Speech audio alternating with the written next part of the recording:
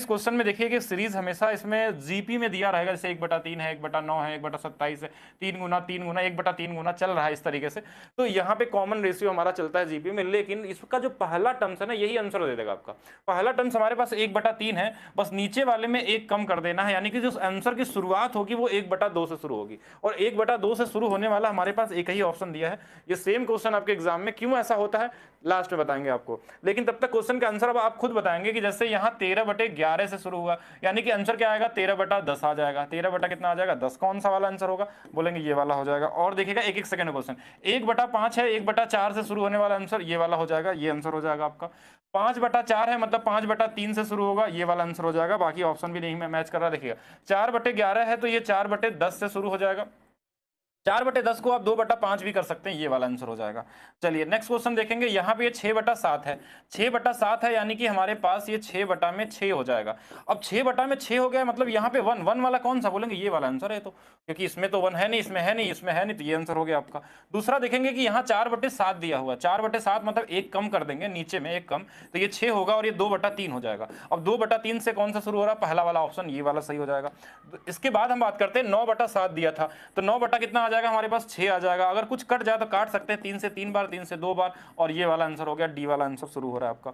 इसके बाद देखिए 9/10 है, अगर 9/10 है, 10 में से एक कम कर देंगे तो ये 9 आएगा, और ये 1 आ गया, यानी 1 वाला कौन सा है, इसी में है 1, बाकी सब में फ्रैक्शन है, तो ये आंसर हो नहीं सकते। आप देखिए एक एक से 2-2 सेकंड में लगा सकते हैं, जैसे 2/5 दिख रहा है हमारे पास, और देखिए सब में कहीं ना कहीं जीपी होगा, 5 का 5 गुना, इसका 5 गुना, इसका 5 गुना। अब यहाँ पे अगर देखा जाए 2/5 है तो 2/4 होगा, 2/4 का मतलब 1/2 होगा, 1/2 होगा तो ये होगा, और इसको ये लिखने भी नहीं है आपको एग्जाम में, सीधा आंसर कर देना है और कुछ भी नहीं करना है। जैसे यहाँ दिया 7/6, तो आप बोलेंगे 7/5 कर लेते हैं, ये हो गया आंसर।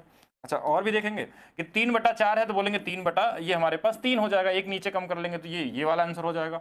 और भी देख लीजिए क्वेश्चन, 6/11 दिया हुआ था, तो 6 बटा कितना आ जाएगा, 10 आ जाएगा। थोड़ा काट लीजिए, 2 से 3 बार, 2 से 5 बार, 3/5 वाला कौन सा है, तो ये वाला आंसर हो जाएगा। तो ऐसे बहुत सारे क्वेश्चन आए हैं। इसके अलावा दूसरा टाइप कुछ इस तरीके से क्वेश्चन दिया था, बड़े बड़े डेटा के साथ आपसे, जैसे एक सीरीज दे दिया कि 6, 18 है, 54 है, और इस तरीके से हमारे पास पूछा था कि इसमें पदों की संख्या निकालिए।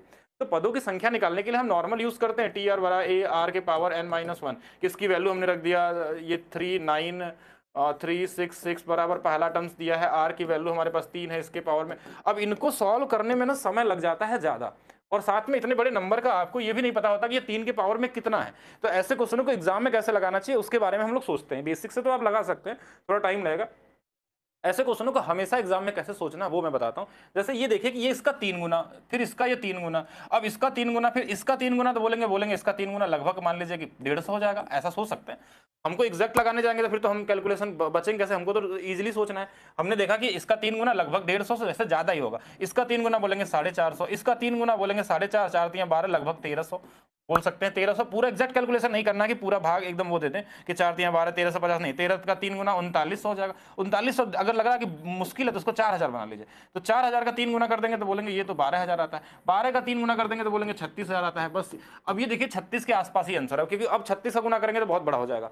तो 1, 2, 3, 4, 5, 6, 7, 8, 9, बस हो गया आंसर 9। ठीक है, इतना ही करना होता है। चलिए नेक्स्ट देखेंगे, जैसे ये इसका 5, 4 का 5 गुना 5 का ये हमारे पास कितना हो गया, 5 गुना 100, 100 का 5 गुना बोलेंगे 500, 500 का 5 गुना बोलेंगे 2500, 2500 का 5 गुना बोलेंगे 12.5, 12.5 का 5 गुना बोलेंगे तो ये 62। अच्छा ये तो सीधा ही आंसर वही आ गया।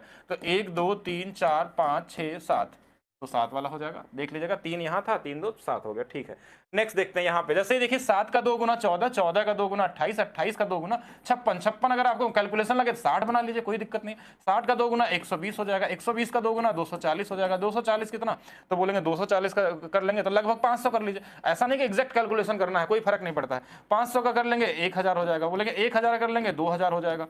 अच्छा कहाँ तक जाना है हमको, यहाँ तक जाना है, हाँ। तो 2000 का कितना आ जाएगा, तो बोलेंगे 4000, 4000 का 2 गुना करेंगे 8000, 8000 का 2 गुना करेंगे तो बोलेंगे 16। बस इससे आगे नहीं जाना, क्योंकि हम 16 इससे ज्यादा आ गया और इसी के आसपास है, क्योंकि हमने खुद ही अपने से बढ़ा लिया था नंबर। तो अब देखिए कितना था, 1, 2, 3, 4, 5, 6, 7, 8, 9, 10, 11, 12, 12 आपका हो जाएगा आंसर।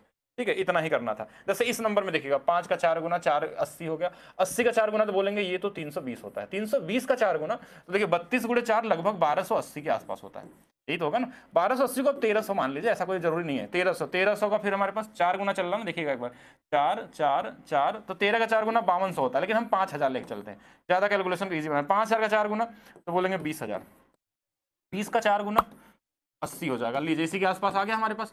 तो 1 2 3 4 5 6 7 8, तो 8 इसका क्या होगा आंसर हो जाएगा। तो कॉमन तरीके से कर सकते हैं ऐसे क्वेश्चनों को, आप फार्मूले का भी लगाएंगे